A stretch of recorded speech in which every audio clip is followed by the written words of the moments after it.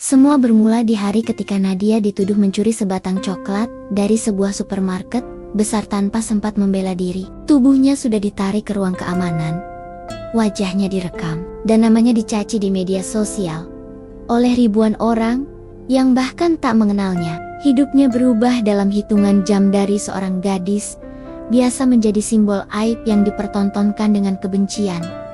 Tapi, benarkah kesalahan itu ada pada Nadia atau pada mereka yang terlalu cepat menilai hanya dari apa yang terlihat?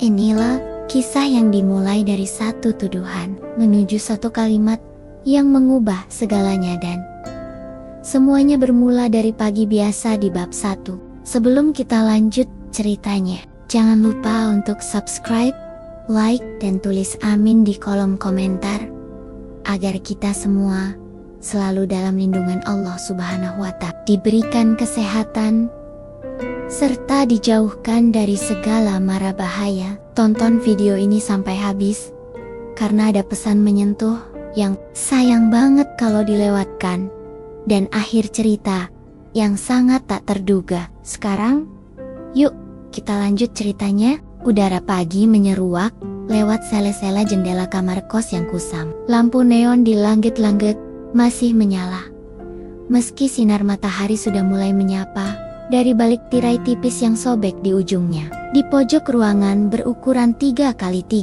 meter itu, seorang gadis muda tengah duduk bersandar pada dinding. Matanya kosong, tangan kirinya memeluk lutut, sementara tangan kanannya menggenggam sehelai foto kusam. Itu foto dirinya bersama ibunya tersenyum di depan warung kecil yang dulu mereka jaga bersama. "Bu, hari ini Nadia coba kuat, ya," bisiknya pelan. Gadis itu, Nadia, umurnya belum genap 22 tahun, kulitnya sawo matang, rambut hitamnya acak-acakan, dan lingkar matanya tampak menghitam. Bukan karena begadang, melainkan karena hari-hari penuh tekanan yang tak memberinya jeda. 3 bulan lalu, ibunya meninggal karena komplikasi penyakit jantung. Dan sejak itu, dunianya perlahan kehilangan warna. Warung kecil di pinggir jalan yang dulu jadi sumber penghidupan mereka pun kini hanya tinggal papan kusam dan rantai berkarat. Hari ini, seperti hari-hari lainnya, Nadia harus keluar. Bukan untuk kuliah, karena ia sudah cuti sejak ibunya sakit. Bukan juga untuk bekerja, tetap karena siapa pula yang mau mempekerjakan gadis muda tanpa pengalaman kerja dan dengan ijazah yang belum rampung. Ia menarik napas panjang. Tersisa selembar 50 ribuan di dompetnya. Itu pun hasil kerja kemarin membersihkan rumah ibu-ibu komplek yang cerewet tapi murah hati. Masih cukup untuk beli beras dan sabun, gumamnya. Mencoba menghibur diri, ia bangkit dari lantai, membasuh wajah di wastafel yang mengelupas, lalu mengenakan jaket tipis berwarna krem yang sudah mulai lusuh. Tas kecil ia selempangkan ke pundak. Isinya hanya dompet, tisu, dan handphone jadul dengan layar retak. Langkahnya pelan menuruni tangga kos. Tak ada ucapan selamat pagi dari siapapun. Tak ada senyum tetangga, tapi ia tetap menatap lurus ke depan. Karena begitulah hidup. Ia belajar dari ibunya bahwa meski dunia mempersempit jalan, yang penting kaki tak berhenti melangkah. Supermarket itu tidak jauh, hanya 15 menit jalan kaki dari kosnya. Bangunannya besar, berlantai 2, dengan pintu kaca otomatis yang menggeser saat orang melangkah mendekat. Setiap kali lewat, Nadia selalu mengagumi cara pintu itu terbuka, seolah tahu bahwa seseorang sedang berharap masuk. Ia berdiri sejenak di depan pintu, melihat bayangan dirinya di permukaan kaca yang memantulkan langit pucat. Nadia bukan pencuri. Nadia cuma mau beli kebutuhan. Ia menggumam seperti mantra, lalu melangkah masuk. Aroma pendingin ruangan langsung menyambut. Juga lagu pop lawas yang diputar dari speaker di sudut langit-langit. Nadia berjalan pelan, mengambil keranjang merah, dan menyusuri lorong-lorong yang dipenuhi produk berwarna-warni. Ia melewati rak cemilan, rak minuman, dan berhenti lama di rak roti. Roti tawar dalam plastik bening. Label diskon tertera dengan jelas, beli 1 gratis 1. Ia mengulurkan tangan, lalu menghentikannya di udara. Tak langsung mengambil. Di balik plastik roti itu, ia melihat sesuatu yang tak bisa disentuh oleh siapapun. Kenangan tentang ibunya yang suka membuat roti panggang di pagi hari dengan olesan margarin dan taburan gula pasir. Tentang sarapan terakhir mereka bersama di kursi plastik biru di warung kecil yang kini sepi. Air matanya mengambang, tapi tidak tumpah. Ia menatap label harga, Rp23.000. Ia menarik napas. Terlalu mahal jika ingin beli beras juga. Tapi hari ini adalah hari peringatan 3 bulan kepergian ibunya. Ia ingin ke makam, ia ingin membawa sesuatu. Bukan bunga, bukan air mawar. Tapi roti seperti yang dulu sering mereka makan bersama. Tangannya menggigil saat mengambil 1 bungkus dan memasukkannya ke keranjang. Ia berjalan lagi, melewati lorong sabun, mengambil 1 yang termurah, lalu menuju kasir. Tapi, saat antrian terlalu panjang, ia memutuskan untuk berjalan-jalan dulu, sambil menunggu. Dan disinilah semuanya mulai bergeser dari jalur. Saat ia berjalan kembali ke rak mie instan, keranjang dipegang di tangan kanan. Tak ia sadari, ada benda kecil sebungkus coklat, batangan terjatuh dari rak atas dan masuk ke dalam saku tas. Selempangnya yang sedikit terbuka, tak ada yang melihat. Atau mungkin ada, dan itu cukup untuk memicu badai yang tak ia sangka. Ia akhirnya menuju kasir, membayar 2 barang itu. Tersisa 6.000 di dompet. Ia mengangguk sopan pada kasir, lalu melangkah keluar. Langkah pertamanya meninggalkan sensor pintu, disambut oleh bunyi nyaring tehet. Tehet, suara alarm, suara yang tajam, menusuk dan menghentikan waktu sesaat. Semua orang menoleh. Satpam tinggi besar mendekat, 2 pegawai berseragam ikut menghampiri. "Hei, Mbak, bisa ikut kami sebentar?" Suara satpam itu keras, tidak marah, tapi tidak pula sopan. Nadia terkejut. Matanya melebar, tangannya memeluk tas kecilnya, erat-erat. "Kenapa, Pak?" Alarm berbunyi. "Ada indikasi barang belum terskan di tas Anda. Mohon kerjasamanya." Orang-orang mulai berkerumun. Beberapa bergumam, "Kayak sering lihat dia deh. Jangan-jangan udah sering nyuri tuh." Nadia mematuk. "Ledanya Kelu." Telinganya berdenging. 1 kalimat terngiang dalam kepalanya. "Kamu tidak akan pernah dianggap baik hanya karena wajahmu tidak mencerminkan uang." Dan pagi itu, langkah kecil Nadia menuju harapan berubah menjadi gerbang menuju kegelapan yang belum pernah ia hadapi. Ruangan kecil dengan dinding putih pucat itu tak pernah dimasuki Nadia sebelumnya. Letaknya di pojok dekat gudang, dipisahkan oleh pintu besi yang selama ini terlihat seperti akses staf biasa. Tapi hari ini, ruangan itulah yang jadi saksi atas prasangka tempat penghakiman terjadi. Bahkan sebelum ada kebenaran. 1 meja plastik panjang berdiri di tengah ruangan. Di ujungnya, seorang pria berkemeja biru duduk dengan wajah tegas. Di balik lencananya tertulis, "Manajer Operasional, Yusuf." Di belakangnya, 2 pegawai wanita berdiri sambil menyilangkan tangan. Satpam dari depan toko juga masuk dan berdiri di dekat pintu.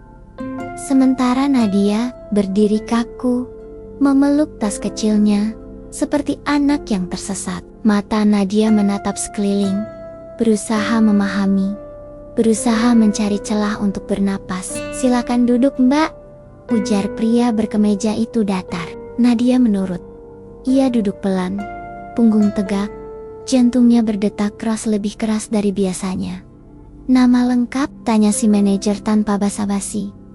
Nadia, suaranya nyaris tak terdengar, Nadia Rahmawati. Baik, Mbak Nadia, kami tidak mau mempermalukan siapapun. Tapi, dari sistem keamanan kami, ada indikasi kuat bahwa Mbak mengambil barang tanpa membayar. Dek, kata-kata itu seperti cambuk. Langsung, kasar, tidak memberi ruang untuk menjelaskan. Saya sudah bayar, Pak. Ini, ada struknya. Ujar Nadia buru-buru, mengeluarkan struk dari sakunya. Tangannya gemetar. Si manajer mengambil struk itu, membaca, lalu meletakkannya di meja tanpa banyak reaksi. Betul, roti dan sabun. Tapi yang jadi masalah adalah barang lain yang tidak tercatat. Barang lain? Barang lain, Nadia mengerutkan dahi. Pegawai perempuan di samping langsung memotong. Coklat batangan. Mbak, ukuran kecil. Masuk ke tas Mbak. Ada di rekaman CCTV. Nadia membeku. Coklat, ia membuka tasnya perlahan. Dan memang ada. Sehelai bungkus coklat batangan berwarna emas. Tertelungkup di dalam tasnya. Masih tersegel, tak disentuh. Ia menatap benda itu dengan campuran bingung, takut, dan malu. Saya nggak tahu ini ada di sini, ujarnya pelan. Satpam menggelengkan kepala. Itu yang biasa dikatakan pencuri, Mbak. Kata pencuri membuat mata Nadia membesar. Tidak, ia bukan pencuri. Bahkan saat ibunya sakit parah dan ia hanya makan nasi garam 3 hari berturut-turut, ia tidak pernah mencuri. Tapi saya nggak ambil. Sumpah, saya nggak tahu itu masuk ke sini. Suara Nadia mulai meninggi. Gemetar, tercekik. Kalau begitu, jelaskan, bagaimana bisa barang itu ada di tas Mbak? Pertanyaan itu seperti jebakan, karena Nadia tak punya jawabannya. Ia sungguh tak tahu. Kepalanya penuh dengan tangisan ibunya, dengan tagihan yang belum lunas, dengan bayangan makam yang menanti untuk dikunjungi. Ia menunduk, mata berkaca. Pegawai perempuan satu lagi menimpali dengan nada mencibir. Udahlah Mbak, di luar sana banyak kok yang nyoba nyolong sok-sak polos gini, gak usah drama deh. Kalimat itu menusuk lebih dalam daripada tatapan curiga, karena ia menganggap tangisan Nadia cuma sandiwara. Pintu ruangan diketuk, seorang pegawai laki-laki masuk sambil membawa tablet. Pak, ini hasil rekaman CCTV 5 menit lalu. Manajer menerima, lalu menekan tombol play. Semua mata tertuju ke layar. Gambar memperlihatkan Nadia berdiri di lorong rak cemilan. Keranjang di tangan, tas di bahu kanan. Lalu, saat ia berbalik ke kiri, sebuah barang terjatuh dari rak paling atas tepat ke dalam tasnya yang terbuka sedikit. Perlahan, jelas, tak ada gerakan mencurigakan, tak ada tangan masuk tas, tak ada niat yang terlihat. Tapi, tak satu pun dari mereka bersuara.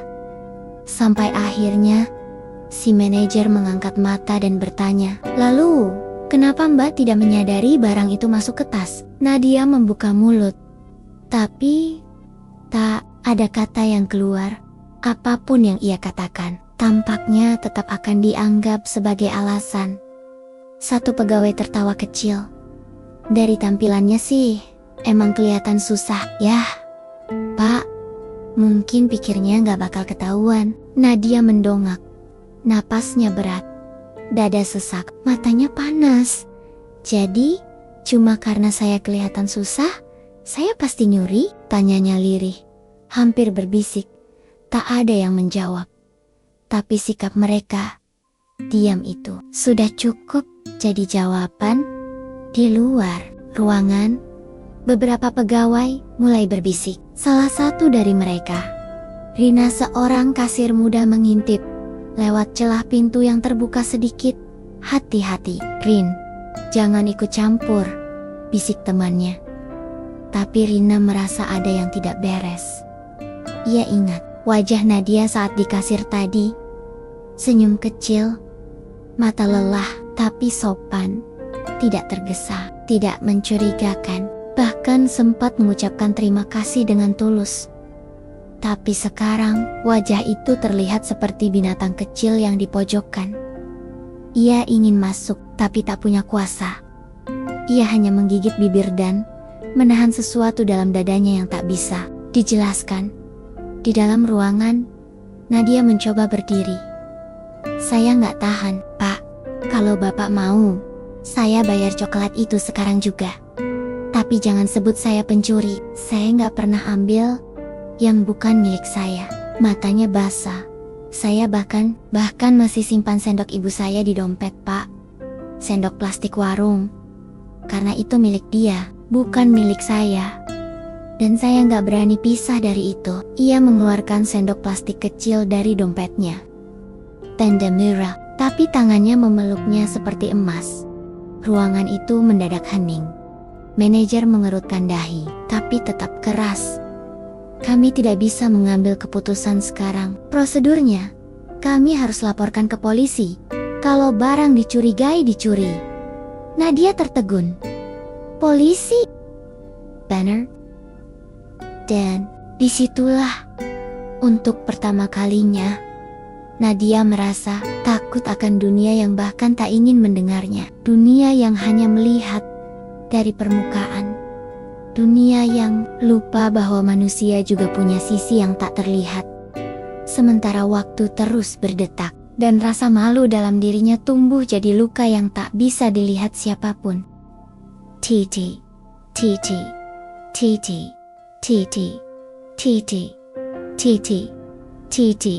Bunyi alarm itu masih menggema di kepala Nadia, seolah tak mau pergi. Meski kini ia telah duduk sendiri di bangku kayu panjang di depan ruang keamanan, napasnya masih tak beraturan. Tas kecilnya dipeluk erat, seperti pelampung terakhir yang bisa menyelamatkannya dari tenggelam.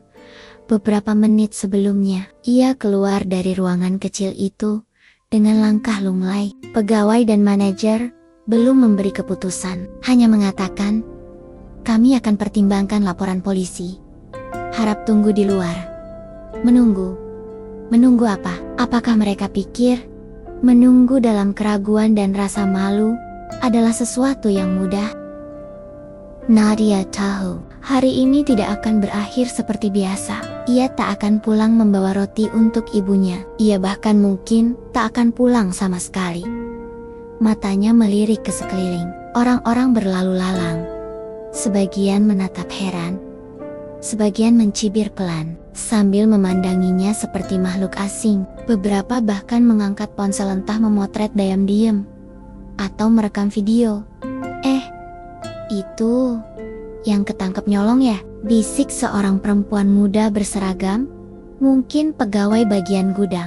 Iya, katanya sih cuma coklat, tapi tetap aja nyolong. Ya nyolong, jawab kawannya dengan nada enteng, seperti sedang membahas harga diskon. Nadia menggigit bibir. Ia ingin bicara, ingin berteriak, tapi apa gunanya? Suara orang miskin seperti dirinya hanya jadi gumaman tak penting di antara bisingnya prasangka. Dari sudut matanya, ia melihat seorang anak kecil menarik tangan ibunya sambil menunjuk ke arahnya. Ibu, itu cewek yang dipegang satpam tadi. Ya, ibunya menarik tangan si anak menjauh. Iya, jangan dekati. Orang-orang seperti itu bisa berbahaya. Orang seperti itu, kalimat itu, walau pelan, menusuk lebih dalam dari makian. Beberapa meter dari situ, seorang pemuda berseragam kurir berdiri di dekat rak minuman. Mengamati diam-diam, ia menyipitkan mata. Matanya tak lepas dari Nadia, tapi bukan dengan tatapan curiga, melainkan seperti mencoba mengingat sesuatu. Wajah itu, mata itu, sorot penuh luka, tapi tak menyerah itu. Ia merasa pernah melihatnya, bukan di media, bukan di jalan, tapi dalam ingatan lamanya yang samar.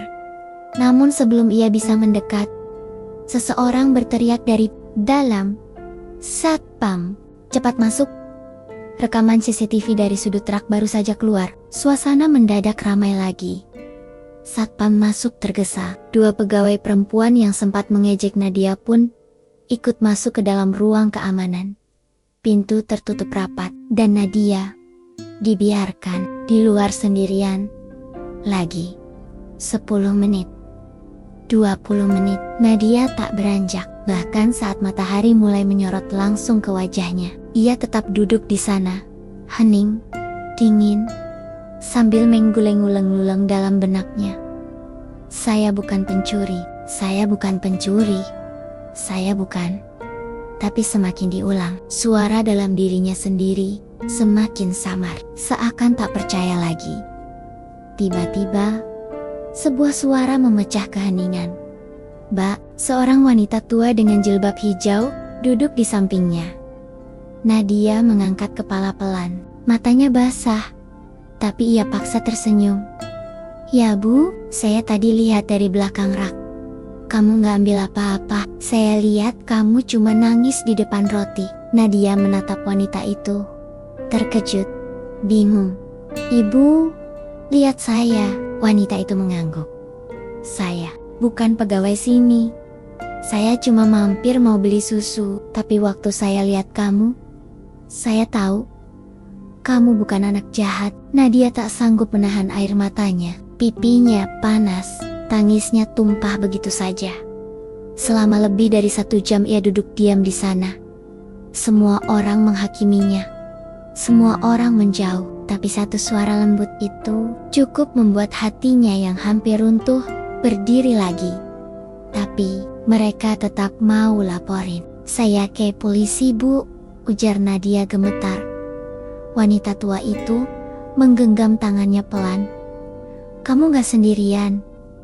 Kadang suara kecil bisa mengalahkan gemuruh yang salah." Pintu ruang keamanan kembali terbuka. Manajer Yusuf keluar bersama pegawai.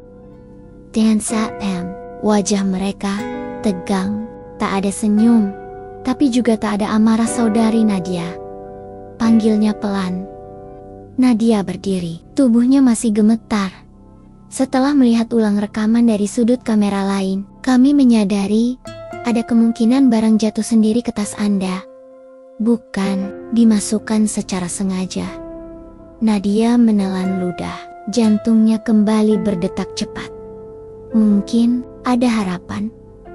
Namun kalimat berikutnya membuat dunia kembali gelap.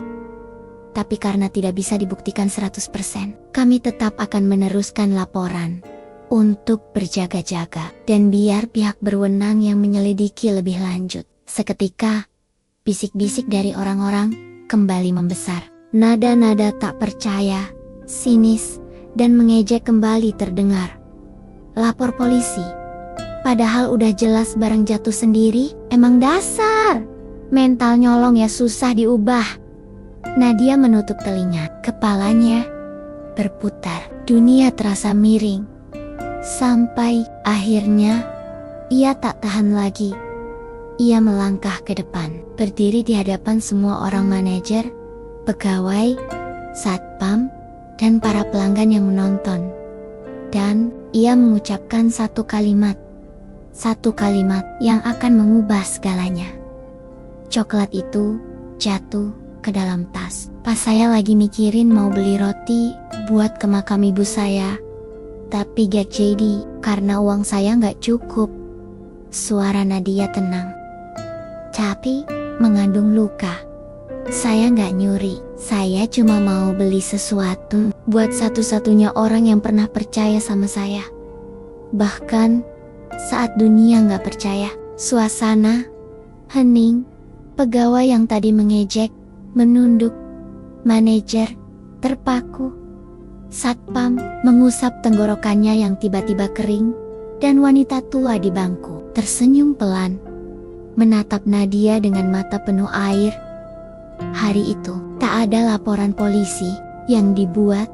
Sebagian besar pegawai hanya diam saat Nadia berjalan pelan keluar dari supermarket tanpa membawa roti, tanpa membawa sabun, tapi dengan kepala tegak dan satu luka yang sudah mulai dijahit oleh keberaniannya sendiri. Karena kadang satu kalimat bisa membungkam ratusan kata lain. Langit tampak abu-abu sore itu. Awan bergulung di atas atap-atap toko, dan jalanan yang mulai padat oleh lalu lintas pulang kerja. Di antara deru motor dan klakson mobil, Nadia berjalan sendiri menyusuri trotoar, menyembunyikan wajahnya di balik tudung jaket lusuh. Satu kalimat yang ia ucapkan di depan semua orang tadi siang mungkin telah membungkam pegawai supermarket sejenak. Tapi dunia tidak sesederhana itu. Karena di saat malut-molot manusia terdiam, tangan mereka mulai bekerja. Dan layar-layar ponsel mulai menjadi tempat penghakiman berikutnya. Sore itu, tepat 1 jam setelah Nadia keluar dari supermarket, seorang remaja SMA bernama Dina mengunggah video ke media sosial. Dalam video berdurasi 2 menit itu, terlihat Nadia duduk di bangku depan ruang keamanan dengan caption menyudutkan, ngakunya miskin, nyolong coklat, terus pura-pura nangis di depan orang. Ada-ada aja kelakuan zaman sekarang. #enggekuaja drama queen. Dalam hitungan jam, video itu viral. Komentar-komentar bermunculan, sebagian besar berisi prasangka dan penghinaan.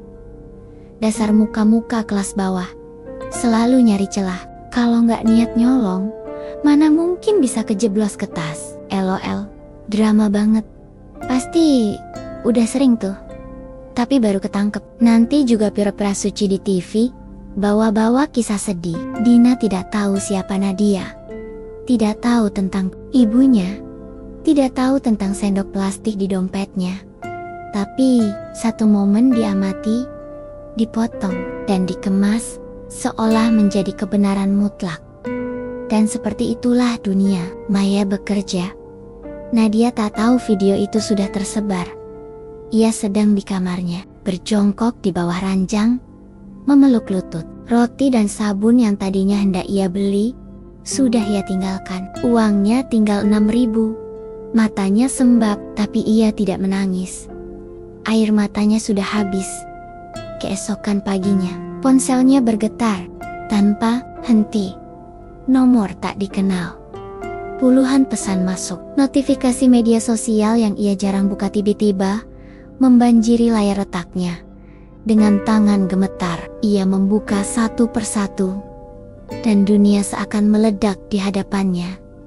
Fotonya, wajahnya, namanya, bahkan nama kampus tempat ia pernah kuliah semuanya tersebar. Semua orang seolah berlemba-lemba menghakimi. Bahkan akun komunitas gosip lokal ikut mengunggah ulang video itu, memberi caption yang menambah bara. Terungkap, mahasiswi diduga nyolong di supermarket, lalu bawa-bawa nama ibu yang sudah wafat buat minta maaf. Plot twist atau plot settingan? Nadia merasa pusing. Ia tak keluar kamar hari itu, bahkan saat perutnya kosong dan kepala berdenyut. Ia hanya duduk bersandar ke dinding, menatap layar ponsel yang kini bagai lubang neraka. Ia mencoba membalas satu komentar. Saya tidak mencuri. CCTV menunjukkan barang itu jatuh sendiri. Tolong jangan sebar fitnah. Tapi hanya dibalas dengan tawa. Aduh mbak, CCTV mana tuh? Buatan mimpi kali ya? Balas lagi, kali ini lebih panjang. Tapi sebelum sempat mengirim, tangannya gemetar. Ia batalkan. Ia tahu tidak ada gunanya, karena di hadapan orang-orang yang hanya ingin menertawakan, kebenaran tak pernah punya panggung. Sementara itu, di supermarket keributan mulai muncul dari sisi lain. Pegawai bernama Rina, yang sejak awal merasa bahwa Nadia tak bersalah, mulai gelisah. Ia memberanikan diri berbicara pada manajer Yusuf. Pak, saya tahu ini di luar tugas saya. Tapi, ini salah. Yusuf mengangkat alis. Salah bagaimana maksudnya? Video itu yang disebar anak-anak itu kita biarkan tersebar. Padahal kita tahu dari CCTV Mbak Nadia tidak mencuri. Manajer Yusuf mendesah, menatap tumpukan laporan di mejanya. Kita tidak pernah konfirmasi ke media. Itu ulah orang luar. Tapi kita juga tidak membantah. Dan itu membuat hidup seseorang hancur, Pak. Yusuf menatap gadis muda di depannya. Mata Rina berapi-api, tapi ia hanya bisa berkata, "Saya akan bicara ke kantor pusat, tapi tidak bisa janji apa-apa." Dan Rina pun pergi dengan dada yang semakin sesak. Hari berganti, dan setiap pagi yang Nadia jalani setelah itu terasa seperti mimpi buruk yang tak selesai. Ia tak lagi berani membuka ponsel, tak lagi menyalakan lampu kamar. Bahkan untuk keluar membeli makanan pun, ia memilih menunggu malam benar-benar gelap. Tapi seperti semesta tak pernah benar-benar diam. Di saat semuanya seolah runtuh, satu suara kembali hadir. Tok, tok. Ketukan pintu kamar kos itu membuyarkan lamunan Nadia. Ia diam. Tok, tok, tok. Lalu terdengar suara wanita, pelan, lembut, tapi tegas. "Nadia, ini saya, Bu Erna, dosen pembimbingmu dulu, di semester 2. Nadia terkejut. Ia ragu, tapi perlahan, ia membuka pintu. Di luar, berdiri seorang wanita paruh baya dengan tatapan penuh kasih. "Nak, saya lihat berita. Saya tahu, kamu bukan seperti yang mereka katakan." Air mata Nadia langsung mengalir. Ia tak mampu berkata apa-apa. Ia hanya jatuh, berlutut, menangis dalam pelukan satu Satania, orang yang akhirnya percaya. Tanpa butuh rekaman, tanpa butuh viral, dan untuk pertama kalinya, sejak hari itu, Nadia merasa bahwa tidak semua manusia memilih menjadi hakim. Masih ada yang memilih menjadi pendengar, namun badai belum benar-benar reda karena komentar, video, dan jejak digital tak hilang begitu saja. Dan Nadia harus bersiap, karena di bab berikutnya namanya akan dibawa ke ranah hukum, bukan karena ia bersalah, tapi karena satu pihak ingin menyelamatkan citra perusahaan mereka dengan mengorbankan satu jiwa. Langit malam menggantung tanpa bintang, hanya lampu jalan temaram yang menyinari deretan kamar kos di gang sempit itu. Di dalam salah satu kamar, suara tangis tak terdengar karena pemiliknya sudah lelah untuk menangis. Nadia duduk di sudut ruangan, memeluk lutut sambil menatap dinding kosong. Ponselnya tergeletak di lantai, retaknya kian menyebar. Ia tak ingin menyentuhnya lagi, tak ingin membaca komentar, notifikasi, ataupun berita yang menyebut namanya. Nama yang dulu ibu beri, sekarang dipakai untuk caci maki, gumamnya lirih. Beberapa hari telah berlalu sejak video itu menyebar, dan setiap harinya, beban yang ia pikul semakin berat. Bahkan, saat ia diam, dunia tetap berisik. Keesokan paginya, suara langkah cepat di lorong kos membangunkannya. Ia bangkit, melangkah pelan ke balik pintu, dan mengintip dari lubang kecil. 3 orang laki-laki berdiri di depan kamar kos tetangganya. Salah satunya mengenakan rompi hitam bertuliskan Kantor Hukum dan Konsultasi Umum. Nadia mengerutkan dahi. Belum sempat ia kembali duduk, suara ketukan bergema keras. Tok, tok, tok. Nadia Rahmawati? Suaranya tegas, tak mengenal waktu, tak memberi ruang bertanya. Nadia membuka pintu, perlahan. Salah satu dari pria itu menyodorkan map coklat. Kami mewakili pihak supermarket Grandmart. Berdasarkan keputusan internal dan tekanan publik, perusahaan akan mengambil langkah hukum untuk membersihkan nama baik institusi. Mbak Nadia diminta hadir ke kantor kami 3 hari dari sekarang untuk menyelesaikan sengketa terkait pencurian. Nadia mengangkat tangan gemetar, menerima map itu. Tangannya langsung lemas. Pencurian, padahal rekaman CCTV telah menunjukkan barang itu jatuh sendiri. Padahal mereka sudah sempat memutuskan untuk tidak melaporkan. Tapi tekanan dari publik, citra perusahaan, dan rasa malu yang dibungkus gengsi telah membuat mereka memilih jalan lain, mengorbankan satu orang demi reputasi. Kami tidak bisa lama. Mbiak, kami hanya menyampaikan terima kasih. Ketiganya pergi seolah tak membawa apa-apa, tapi mereka telah meninggalkan bom waktu dalam kamar sempit itu. Nadia menutup pintu. Terdiam, map di tangannya terasa seperti batu nisan atas harapannya yang terakhir. Siang harinya, Bu Erna kembali datang. Kali ini membawa 2 bungkusan makanan dan sebotol air putih. "Nak, kau belum makan kan?" Nadia memaksa tersenyum, tapi mata merahnya tak bisa disembunyikan. Ia menunjukkan surat pemanggilan itu kepada Bu Erna. Wanita paruh baya itu membaca dengan saksama. Wajahnya mengeras. Ia mengepal tangan. Ini keterlaluan. Mereka memutar balik semuanya. Nadia menunduk. Bahunya bergetar. Saya tidak kuat lagi, Bu. Rasanya seperti semua pintu sudah tertutup. Suara saya mati. Bu Erna mendekat, memeluknya dengan erat. Suara kamu tidak mati, Nak.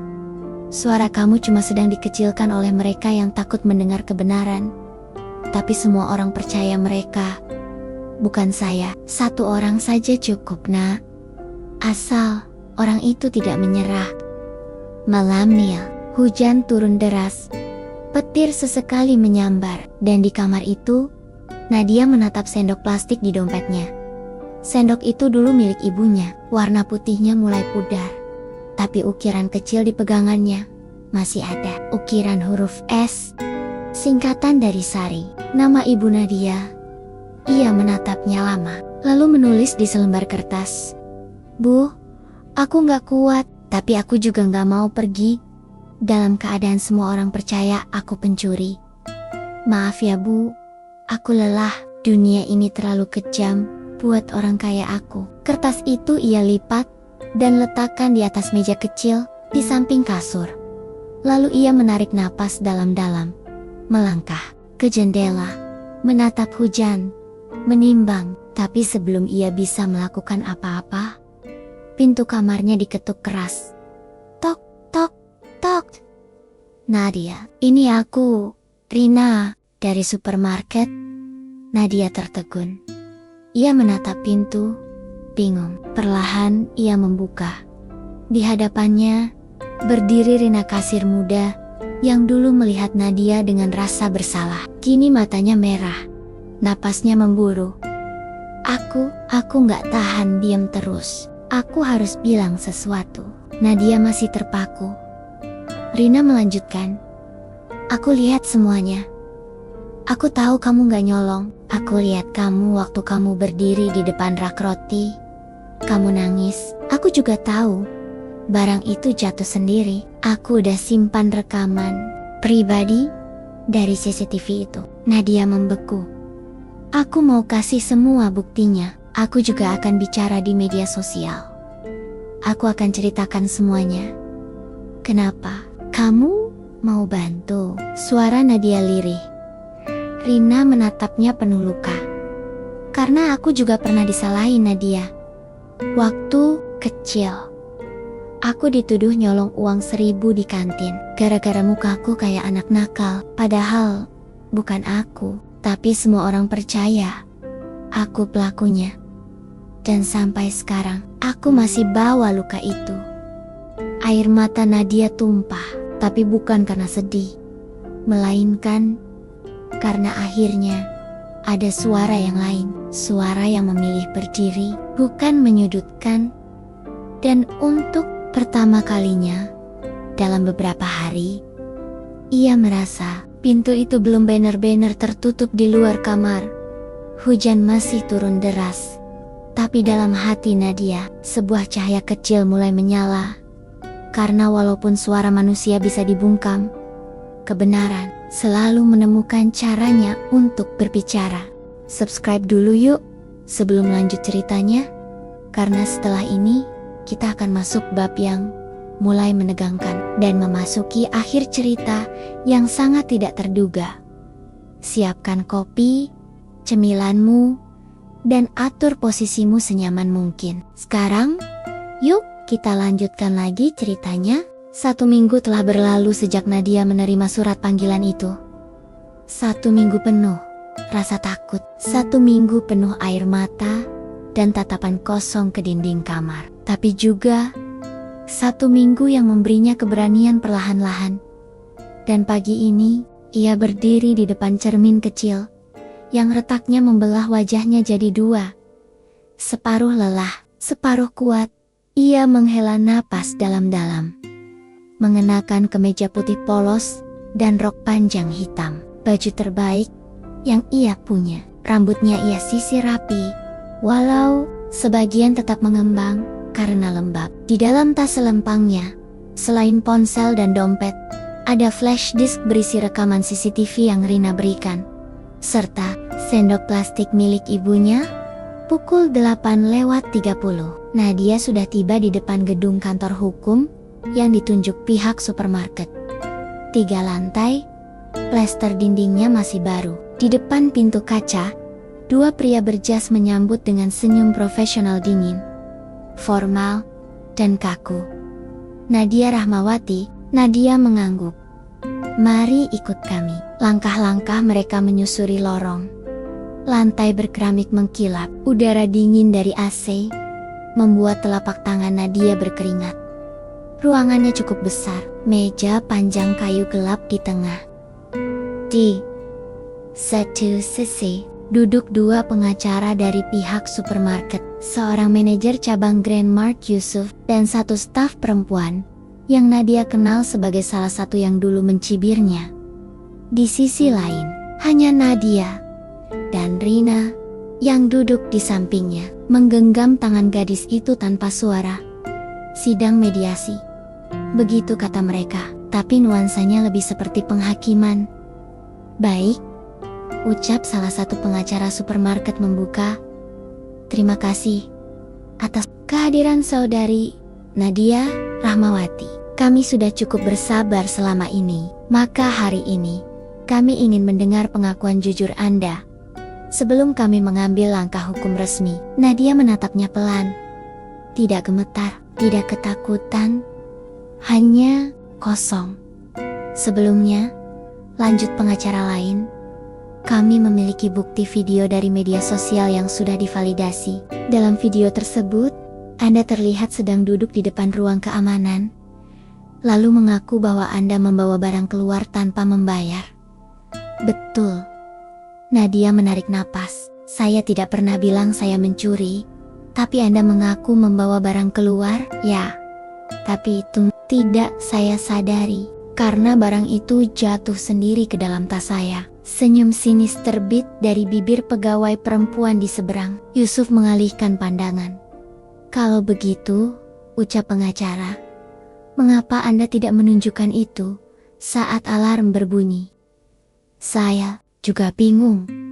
Semuanya terjadi sangat cepat. Saya takut karena merasa bersalah, takut karena langsung dihakimi. Ruangan menjadi hening beberapa detik. Lalu pengacara kembali bicara. Saudari Nadia, kami tidak bermaksud menjatuhkan Anda secara personal, tapi tekanan media sudah mencoreng nama perusahaan kami. Kami ingin kasus ini selesai dengan satu cara. Anda membuat video permintaan maaf, lalu kami anggap selesai. Rina langsung menoleh tajam.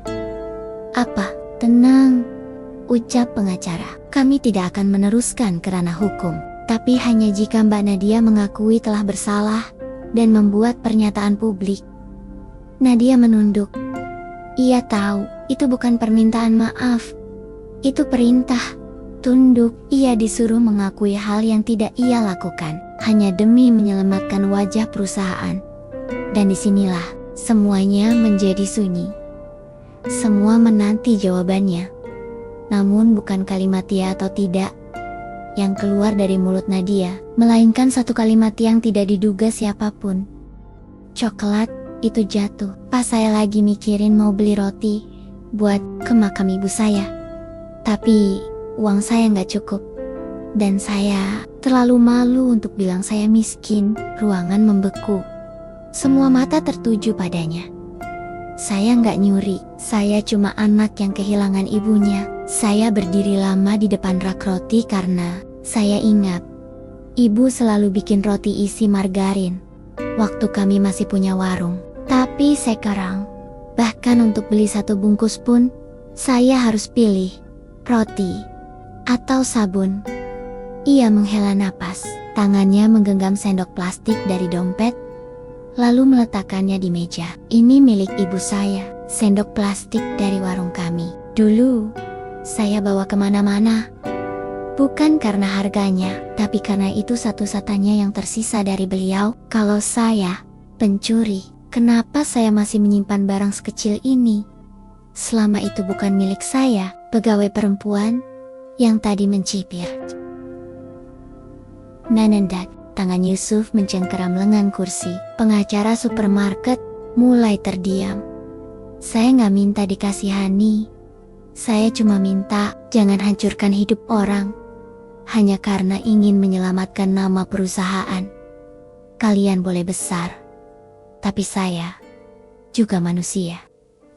Dan saat itu, tanpa direncanakan, Rina mengambil flash disk dari tasnya dan menyambungkannya ke layar di ujung ruangan. Ini rekaman dari kamera Ra, bukan dari kamera lorong. Lihat baik-baik. Video diputar, semua memperhatikan.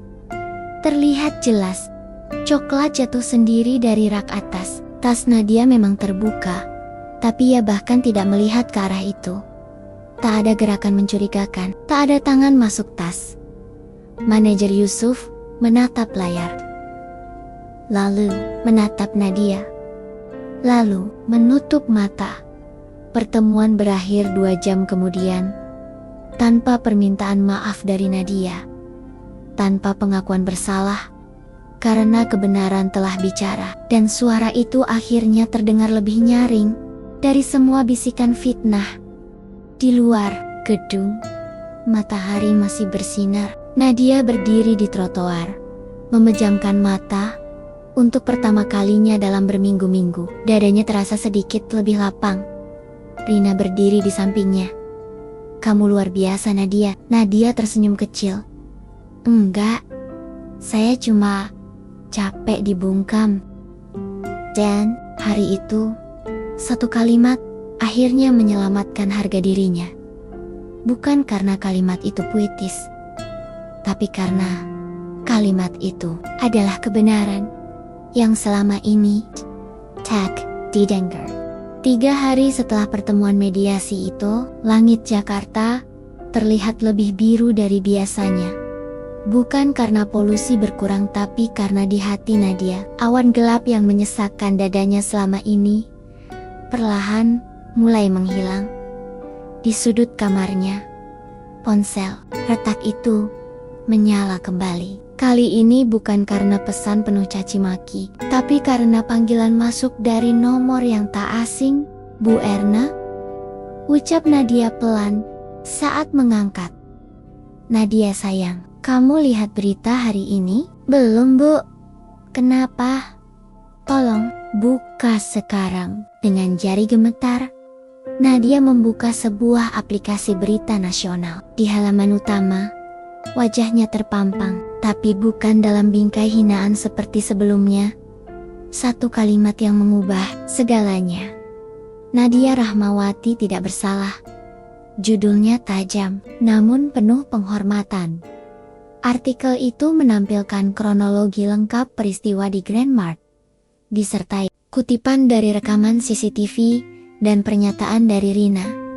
Bahkan pihak manajemen pusat supermarket akhirnya mengeluarkan klarifikasi resmi. Kami menyampaikan permintaan maaf atas kelalaian dan kekeliruan dalam penanganan kasus dugaan pencurian atas nama SDR Nadia Rahmawati. Berdasarkan bukti yang tidak terbantahkan, saudari Nadia terbukti tidak bersalah dan merupakan korban dari kesalahan sistem dan penilaian internal.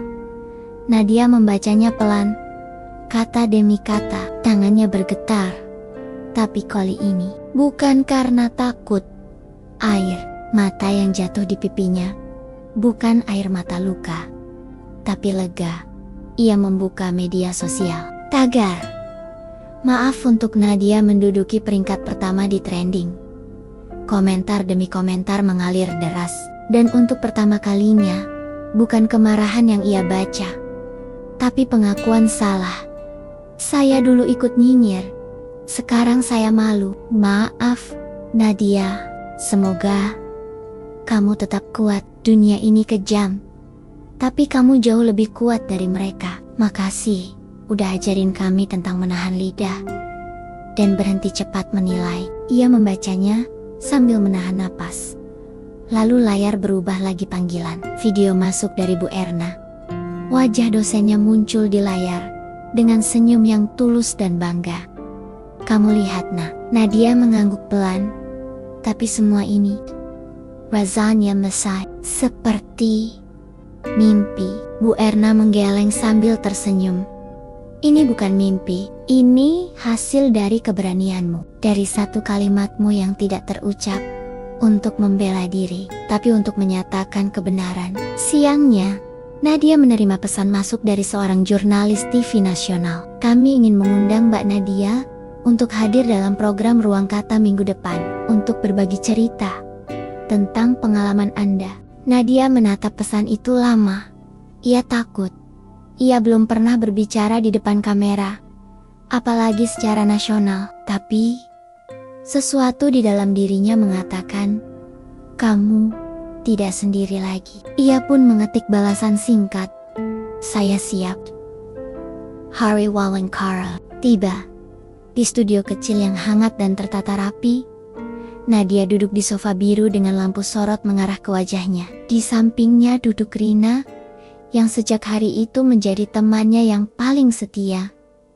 Host acara itu memperkenalkan mereka dengan Hang It. Lalu, setelah 10 menit pemaparan kronologi, tiba-tiba suasana hening saat host bertanya, Mbak Nadia, di tengah semua itu, apa yang paling membuat Anda merasa hancur?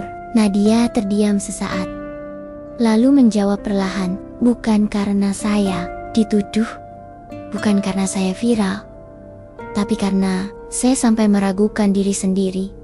Saya sampai bertanya, apa saya pantas hidup hanya karena satu barang jatuh ke dalam tas saya? Dunia memutuskan saya bersalah tanpa bertanya dulu. Studio terdiam, dan satu hal yang menyelamatkan saya adalah ketika saya memilih untuk tidak membalas kebencian mereka dengan kemarahan, tapi dengan kejujuran. Kalimat saya hari itu bukan untuk membela diri, tapi untuk mengingatkan mereka bahwa saya juga manusia. Seketika, tepuk tangan terdengar. Bukan karena Nadia tampil memukau, tapi karena ia telah menjadi suara bagi ribuan orang yang pernah mengalami luka serupa, tapi memilih diam. Dampaknya tak berhenti di sana. Grand Mart secara resmi menghubungi Nadia dan menawarkan beasiswa penuh untuk menyelesaikan kuliahnya yang sempat tertunda karena kendala ekonomi. Mereka juga membuka program pelatihan anti prasangka untuk seluruh karyawannya. Dan Nadia diminta menjadi pembicara di sesi pertama. Wajah pegawai perempuan yang dulu mencibir, kini berubah menjadi pendengar. Manajer Yusuf hadir, menatap Nadia sambil menunduk dalam saat ia berkata, jangan jadi bagian dari sistem yang membungkam. Karena satu tuduhan bisa membunuh seseorang yang sebenarnya hanya sedang berusaha bertahan hidup. Di akhir acara pelatihan itu, Nadia berdiri sendiri di taman belakang kantor Grand Mart. Ia mengeluarkan dompet, mengambil sendok plastik kecil itu, mengelusnya pelan. Bu, ini untuk ibu, bisiknya. Lalu ia menanam sendok itu ke dalam pot kecil yang ia bawa. Di atasnya, ia tanam satu bibit pohon mungil. Karena dari yang kecil, bisa tumbuh sesuatu yang kuat. Dan ia tersenyum. Kali ini bukan senyum menahan luka, tapi senyum seorang yang tahu ia tak perlu lagi membuktikan siapa dirinya kepada siapapun. Namun meskipun banyak orang sudah meminta maaf, tidak semua bisa kembali seperti dulu. Karena sebagian luka tetap tinggal di dalam. Dan Nadia tahu, tugasnya belum selesai. Masih ada satu pintu yang belum ia ketuk. Satu wajah yang sejak awal menyudutkannya, lalu hilang setelah semua terbongkar. Pegawai supermarket yang menyebar video pertama. Dina, Matahari tergantung rendah di langit barat. Sore itu, suasana Jakarta sedikit lebih sunyi dari biasanya. Atau mungkin hanya hati Nadia yang terasa sunyi. Ia duduk di kursi taman kecil di depan kampus lamanya. Di sebelahnya, sebuah map berisi printout komentar-komentar di media sosial. Komentar yang dulu hampir membuatnya bunuh diri. Di atas map itu, tergolek foto cetak dari tangkapan layar satu unggahan. Wajah diambil diam-diam dengan caption penuh ejekan dari akun bernama @Dina Chandrawati. Dina. Nama itu menghantui tidur Nadia selama berminggu-minggu. Meski klarifikasi telah keluar, meski kebenaran sudah disuarakan, tapi tak ada satu permintaan maaf pun datang dari pemilik nama itu. Dan hari ini, Nadia memutuskan untuk menyelesaikannya. Ia sudah tahu dari Rina bahwa Dina masih kuliah di jurusan komunikasi di kampus swasta tak jauh dari tempat mereka dulu bertemu. Ia datang tanpa membawa amarah, tapi membawa semua luka yang belum sempat ia tutup. Karena kadang, luka hanya bisa sembuh setelah diperlihatkan kepada orang yang menorehkannya. Pukul 4:15. Langkah kaki Dina terdengar dari tangga kampus. Gadis itu masih dengan dandanan rapi, sepatu sneakers bersih, dan ponsel tergenggam erat. Ia tampak tergesa, tapi langsung berhenti begitu melihat Nadia berdiri di hadapannya. "Dina?" tanya Nadia pelan. Dina menatap, terkejut, wajahnya menegang. Kamu? Nadia ya?" Suaranya ragu. Nadia mengangguk, tak ada senyum, tapi juga tak ada kebencian. "Aku bisa bicara sebentar?" Dina menghela napas, matanya bergerak gelisah, tapi akhirnya ia mengangguk. Mereka duduk berdua di bangku batu, di bawah pohon ketapang yang rimbun. Tak banyak kata yang terucap, hanya keheningan yang menekan. Akhirnya, Nadia membuka suara duluan. "Aku gak datang untuk marah, aku juga gak datang buat minta simpati." Dina menatap lurus ke depan. Masih diam. "Aku cuma ingin kamu tahu, satu video kamu waktu itu hampir bikin aku ngelakuin hal yang bodoh." Dina menoleh, matanya menyempit. "Kamu maksud kamu nyalahin aku?" Nadia menggeleng. "Aku gak nyalahin, tapi kamu harus tahu, video kamu itu menyebar kemana-mana. Komentar-komentar itu muncul karena kamu yang mulai, dan kamu gak pernah sekalipun bilang kamu salah." Dina mendesah pelan, menyilangkan tangan. "Aku cuma posting apa yang aku lihat, Nadia. Aku gak bikin cerita." "Kamu duduk depan ruang keamanan? Ya aku rekam captionnya.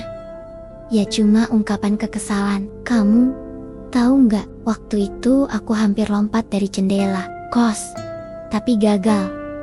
Karena ada orang yang ngetuk pintu. Kalau pintu itu gak diketuk, aku mungkin gak akan duduk di sini sekarang." Kata-kata itu membekukan udara.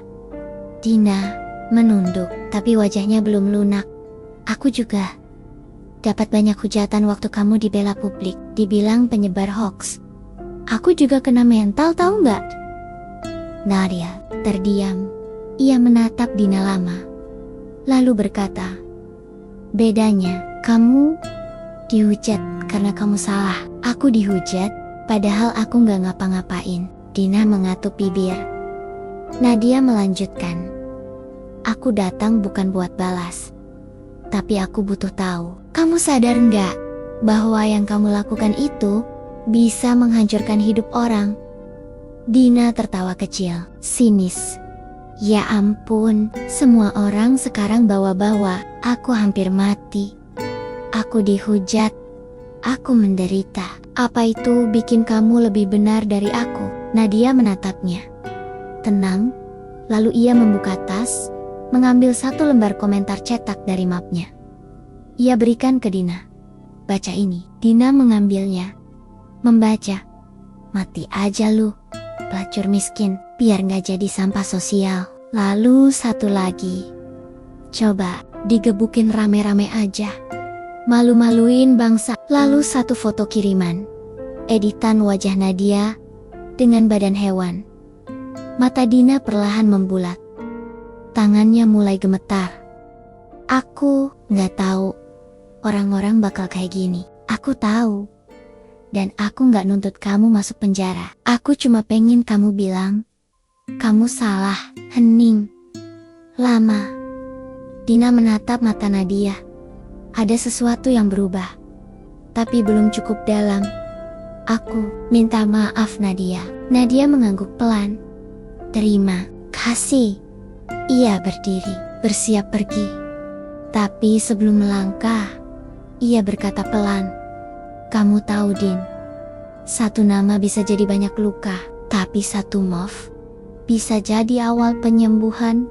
Dina tak menjawab. Sore itu, langit mulai berwarna jingga. Nadia berjalan meninggalkan kampus dengan langkah ringan. Luka itu belum sembuh, tapi setidaknya sudah dibersihkan. Dan di dalam hatinya, ia tahu, ia tak lagi dikurung oleh kebencian. Kadang, menyuarakan kebenaran bukan tentang membalas, tapi tentang memberi kesempatan kepada yang menyakiti untuk melihat betapa dalamnya luka yang mereka tinggalkan. Dan Nadia telah melakukannya dengan keberanian, dengan kejujuran, dan satu nama yang akhirnya dipulihkan bukan oleh orang lain, tapi oleh dirinya sendiri. Pagi itu, langit berwarna biru pucat. Angin musim kemarau berhembus pelan, membawa bau tanah dan daun kering. Di tangan Nadia tergenggam sebuah kantong kertas berisi satu bungkus roti tawar isi margarin. Roti sederhana, roti yang dulu tak sanggup ia beli. Langkahnya perlahan menapaki jalan setapak menuju pemakaman umum kecil di pinggiran kota. Suara kicau burung dan gesekan dedaunan menjadi satu satania musik yang menemani langkahnya. Ia mengenakan gamis abu-abu yang bersih. Cak, peril, capi, rapi. Rambutnya diikat sederhana. Di pundaknya tergantung tas kecil berisi botol air dan satu sendok plastik putih yang tak pernah ia tinggalkan. Di ujung pemakaman, di bawah pohon Kamboja yang daunnya berguguran, terletak satu batu nisan kecil bertuliskan, Sari Damayanti, ibu yang selalu memberi, bahkan saat tak punya. Nadia berlutut di depan makam itu. Tangannya menyentuh tanah yang sedikit lembab, lalu ia buka kantong kertas dan keluarkan roti itu. Meletakkannya di atas selembar daun pisang kecil. Ibu, aku datang. Suaranya lirih, hampir terseret angin. 2 tahun lalu, ia pernah berdiri di tempat yang sama, dengan baju yang jauh lebih lusuh, dengan hati yang patah karena tak mampu membeli sepotong roti untuk diletakkan di makam ini. Waktu itu, ia hanya mampu menatap rak roti dari balik etalase, lalu memilih sabun batang. Karena ibu selalu bilang, jangan biarkan badanmu kotor, walau hidupmu sedang susah. Hari ini, ia kembali bukan sebagai korban, bukan sebagai tersangka, tapi sebagai seseorang yang akhirnya pulih. Nadia mengelap batu nisan dengan tisu basah yang ia bawa. Lalu ia duduk bersila. Ibu tahu nggak, aku sempat nyerah waktu itu. Waktu semua orang bilang aku pencuri, padahal aku nggak ngambil apa-apa. Tapi aku lebih takut sama diamnya dunia dibanding teriakannya. Ia menunduk, air matanya menetes. Tapi Bu Erna datang. Terus Rina bantu aku. Lalu satu persatu kebenaran muncul. Aku nggak balas mereka yang hina aku. Aku nggak mau jadi seperti mereka. Aku cuma pengen berdiri lagi. Karena ibu nggak pernah ngajarin aku untuk nyerah. Ia menghela napas panjang. Dan sekarang, akhirnya aku bisa beli roti ini buat ibu. Aku tahu, roti ini nggak bisa ibu makan. Tapi aku pengen ibu tahu. Aku nggak lupa. Nadia meraih sendok plastik putih dari tasnya. Ia genggam erat. Ibu, lihat kan? Aku masih simpan ini, sendok warung kita dulu. Aku bawa terus, kayak bawa semangat ibu ke manapun aku pergi. Ia duduk lama di situ, membiarkan angin bermain di rambutnya, mengingat kembali masa kecil saat ibunya menyuapinya dengan sendok itu. Duduk di lantai warung yang hanya beralaskan tikar usang, roti isi margarin itu selalu jadi menu spesial tiap akhir bulan saat tak ada uang cukup untuk lauk, tapi selalu cukup untuk harapan. Dan hari ini, Nadia merasa ibu duduk di sampingnya, tersenyum, menepuk pundaknya. Keduanya tak bicara karena kadang cinta tak butuh kata. Pukul 10:15. Nadia berdiri. Ia mengecup nisan itu perlahan, lalu melangkah pergi, meninggalkan roti di atas daun pisang sebagai tanda anakmu telah kembali. Bukan dengan kekayaan, tapi dengan keberanian. Di gerbang pemakaman, ia bertemu seorang anak kecil laki-laki sedang menunggu ibunya. Bajunya lusuh, matanya polos. Nadia mendekat, tersenyum. "Kamu nunggu siapa, Eyang Putri?" jawab bocah itu. Nadia mengangguk. Ayah merogoh tas kecilnya, mengambil 2 lembar roti baru yang ia simpan sebagai bekal pulang. Ia berikan satu pada bocah itu. "Ini buat kamu." Anak itu memandangnya bingung. "Kakak gak makan?" "Aku sudah kenyang," jawab Nadia, tersenyum. Lejepila, roti itu enaknya dimakan sama orang yang belum punya tenaga. Bocah itu tersenyum malu, menerima roti itu dan mengucapkan terima kasih. Dan saat Nadia berjalan ke arah halte bus, sendok plastik putih di dalam tasnya bergoyang pelan, bukan karena terguncang, tapi seolah sedang bertepuk tangan. Sore itu, Nadia membuka pesan dari seorang produser acara televisi. "Kami ingin membuat dokumenter singkat tentang Anda dan perjuangan menghadapi stigma sosial. Kami percaya kisah Anda bisa jadi pelajaran untuk banyak orang." Nadia menatap layar, lalu tersenyum. Ia tidak haus sorotan, tapi kalau kisahnya bisa menyelamatkan orang lain dari luka yang sama, ia tahu harus menjawab apa. Dengan senang hati, hari itu, roti sederhana bukan sekadar makanan, tapi simbol bahwa meski dunia pernah membuat seseorang kelaparan karena penghinaan, ia bisa kembali dan memberi makan orang lain dengan kebaikan. Langkah Nadia menggema di lorong belakang gedung teater. Langkah kecil, tapi setiap tapaknya membawa cerita tentang hari-hari penuh luka, ketakutan, dan air mata, juga tentang harapan, pelukan, dan kalimat jujur yang tak pernah ia sesali. Malam itu adalah malam penghargaan, sebuah acara tahunan bertajuk Wajah Kemanusiaan Indonesia, diselenggarakan oleh organisasi nirlaba yang bergerak di bidang keadilan sosial dan edukasi publik. Nadia bukan satu-satunya penerima penghargaan, tapi ia adalah satu-satunya yang kisahnya viral tanpa ia rencanakan. Di balik panggung, lampu menyala terang. Panitia membantu Nadia mengenakan mikrofon kecil. Gaun panjang berwarna lembut membalut tubuhnya. Sederhana tapi anggun. Rambutnya dibiarkan tergerai, dihiasi jepit berbentuk daun. Namun, satu hal yang paling menonjol di tangannya. Sendok plastik putih. Ia membawanya dengan hoti-hoti.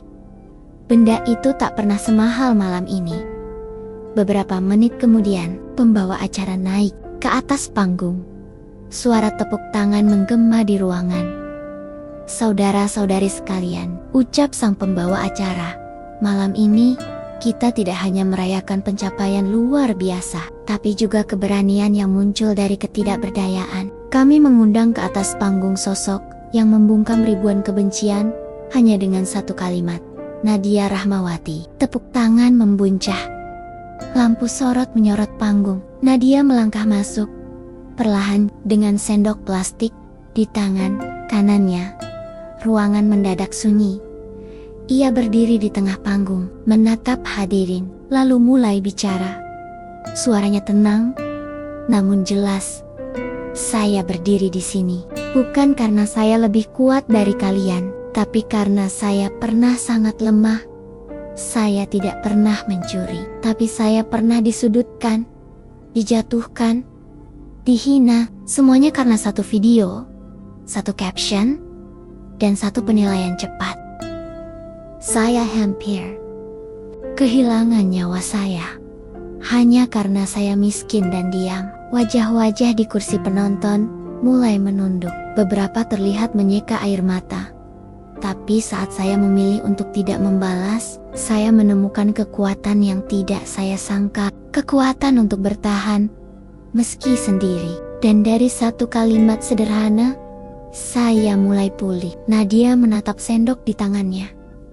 Ia angkat benda kecil itu tinggi-tinggi. Ini sendok plastik, benda murahan yang biasanya langsung dibuang setelah dipakai. Tapi ini milik ibu saya. Dulu, saat kami punya warung kecil, beliau selalu bilang, "Jangan lihat harga sendoknya, tapi lihat kasih sayang dari tangan yang menyuapimu." Saat saya merasa tak punya apa-apa, saya masih punya ini sebagai pengingat bahwa yang sederhana pun bisa bertahan. Ia meletakkan sendok itu di atas podium kecil di sebelahnya. Dan malam ini, saya meletakkannya di sini. Bukan untuk pamer, tapi sebagai simbol bahwa kita semua bisa bertahan. Bahkan saat dunia ingin membuang kita seperti sendok plastik, tepuk tangan kembali membahana.